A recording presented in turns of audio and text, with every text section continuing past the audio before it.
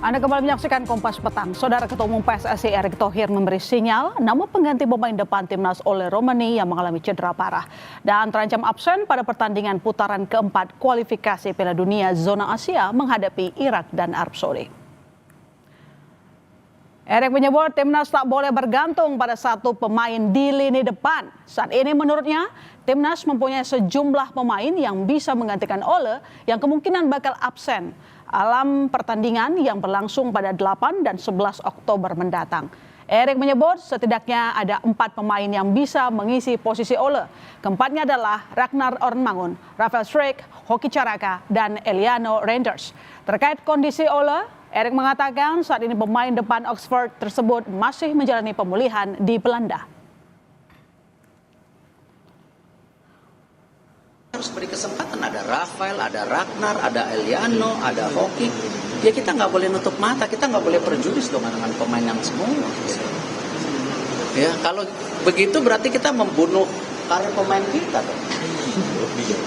Ya kan? Semua harus diberi kesempatan sama. Baik. Baik. Dia akan coba recovery secepatnya di Belanda, tidak di Inggris, ya kan? Tim kedokteran Oxford support di sana di Belanda, disupport sama tim kedokteran tim nasional, ya. Tapi tetap kan walaupun gimana Ole itu di Oxford, gitu. Jadi ini kerjasama yang bagus, gitu. Sementara itu lewat akun Instagramnya, Ole Romani menunjukkan perkembangan penanganan cederanya. Ole mengatakan operasi berjalan baik, segera kembali dan tetap ceria.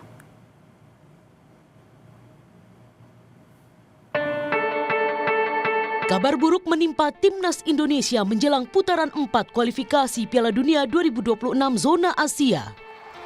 Pemain 25 tahun kelahiran Belanda kemungkinan besar akan absen pada pertandingan kualifikasi Piala Dunia ronde 4 zona Asia menghadapi Arab Saudi dan Irak Oktober mendatang. Ole juga otomatis absen pada pertandingan FIFA Matchday pada bulan September menghadapi Lebanon dan Kuwait di Surabaya.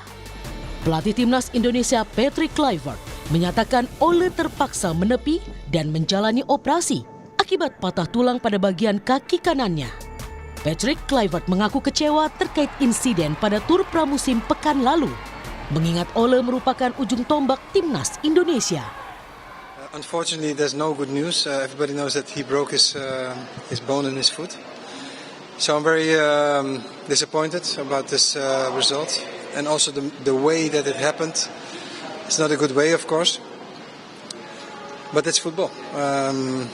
Nobody wanted to have this for Ole, and also not for the national team. But this is unfortunately a fact. And we need to adapt. It's too early to say who will replace because we got a lot of players who can play in that position. So it's not on me to say now who's going to replace him. But of course, the one who's replacing him or the ones who will replace him will do his best to put his effort to have a good result. Absennya striker timnas Indonesia pada putaran keempat kualifikasi Piala Dunia 2026 membuat analis sepak bola nasional Muhammad Kusnaini khawatir soal kekuatan lini depan skuad Garuda. Namun pria yang akrab disapa bungkus ini tetap optimistis anak asuh Patrick Kluivert dapat tampil optimal di putaran 4. Kalau kita bermain dengan kekuatan penuh, sebetulnya kita harusnya optimis bisa lolos.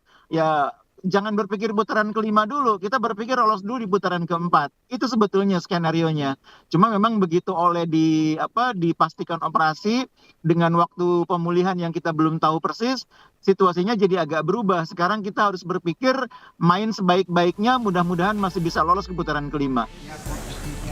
Absennya Ole membuat spekulasi bongkar pasang lini depan timnas Indonesia mulai bermunculan.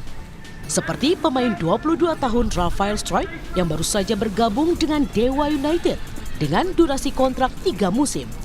Lalu Ragnar Ornmangun yang sering beroperasi di sayap kiri bisa dimainkan di posisi penyerang. Disusul Ramadan Sananta yang kini memperkuat klub Liga Super Brunei di PMM. Nama terakhir ada Hoki Caraka, penyerang 20 tahun yang jadi langganan timnas kelompok umur dan senior. Keempat nama ini bukan tidak mungkin dapat menggantikan posisi Ole pada putaran 4 kualifikasi Piala Dunia Oktober mendatang. Tim Liputan Kompas TV. 3 gol dalam 4 pertandingan timnas menjadi bukti ketajaman seorang Ole Romane. Lalu jika Ole belum pulih dari cedera saat putaran 4 kualifikasi Piala Dunia Oktober nanti, antisipasi apa yang harus disiapkan? Kita akan membahas bersama mantan striker timnas Indrianto Nugroho dan juga analis sepak bola Gita Suwondo. Selamat petang, Bung Nung. Selamat petang, Bung Gita. Ya, Selamat petang. Selamat petang, Mbak. Terima kasih telah bergabung. Saya mungkin ke Bung Gita dulu, Bung. Kalau Indonesia versus Liga Arab, ini kan kita kayak seakan-akan mainnya di Liga Arab gitu ya, tanpa Ole gitu. Besar peluangnya, masih ada kesempatan untuk menang?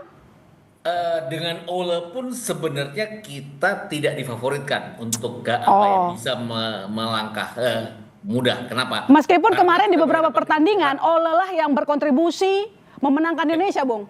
Ya betul, dia bikin 3 gol dalam 4 pertandingan, tapi kan kelihatan waktu lawan Jepang juga dia tidak bisa berbuat apa-apa. Waktu lawan Australia juga dia cetak gol setelah kita ketinggalan. Nggak mengecilkan artinya timnas, perjuangan mereka sudah bagus sekali. Ya.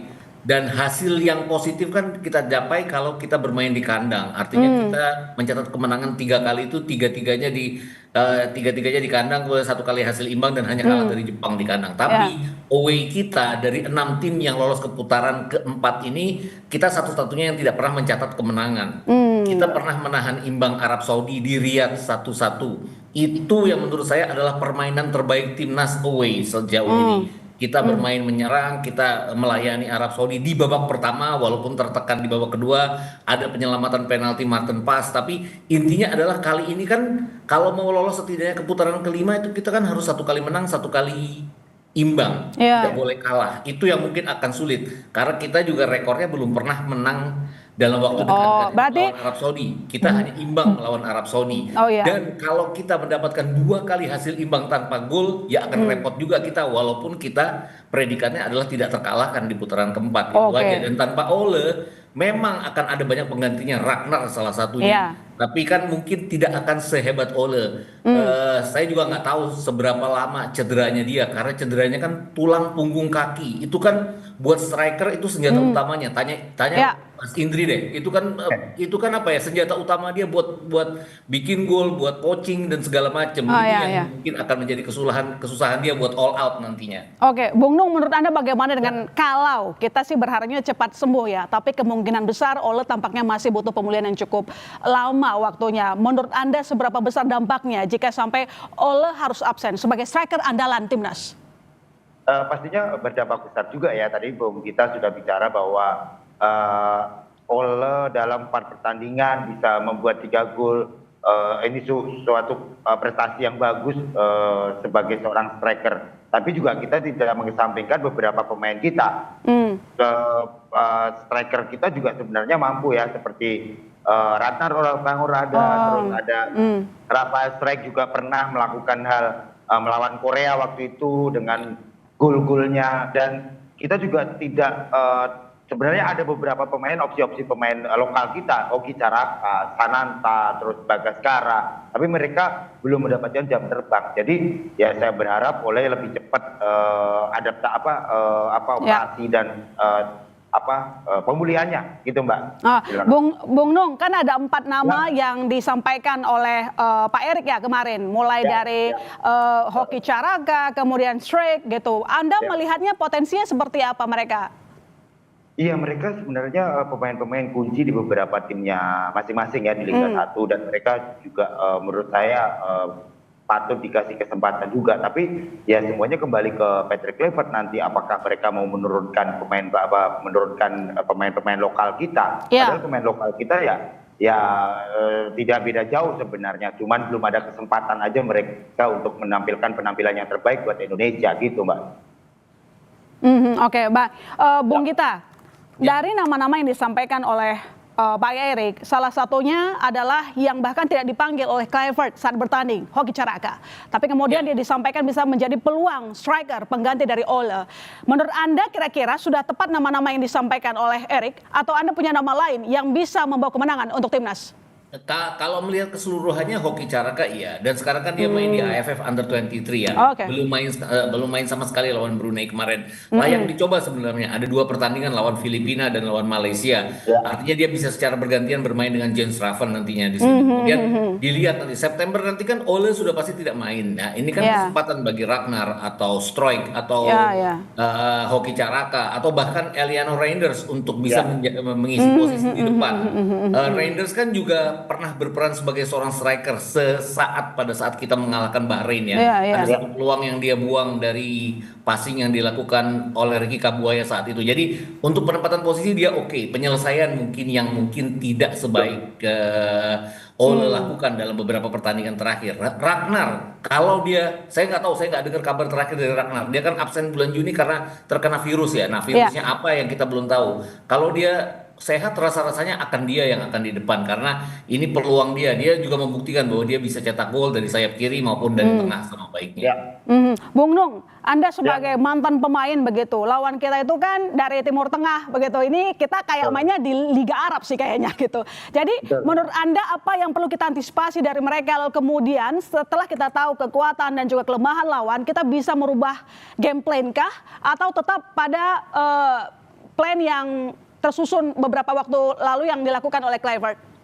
Ya pasti game plan akan sedikit berubah dengan tidak adanya Ole. Jadi pasti akan berubah apakah kita nanti dengan 2 striker 4-4-2 atau mungkin melakukan pergantian yang tadi sudah Bung kita bilang bahwa ada Orat Mangun, tapi Orat Mangun juga lagi sedikit ada masalah juga. Terus ada sebenarnya Eliano Reinders ini perlu dikasih kesempatan juga. Ini pemain menurut saya pemain juga punya potensi dan menurut Anda Kluivert belum memberikan kesempatan yang banyak kepada Eliano?